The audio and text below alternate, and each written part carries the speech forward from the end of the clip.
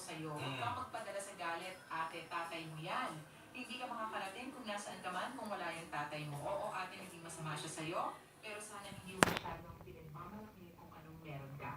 Kaya sabi naman ni Jubilin na Tokib, hashtag Dear MOR walang kwenta, hindi naman sa lahat ng panahon, paiiralin na lang niya ang sama ng loob sa tatay. Kahit balibalik ta rin mo man ang mundo, tatay mo pa rin siya. Okay, tamo nagkakaisa-isa ang sinasabi ng mga kapamilya natin. Kahit na nakapagdulot pa siya ng trauma sa'yo, at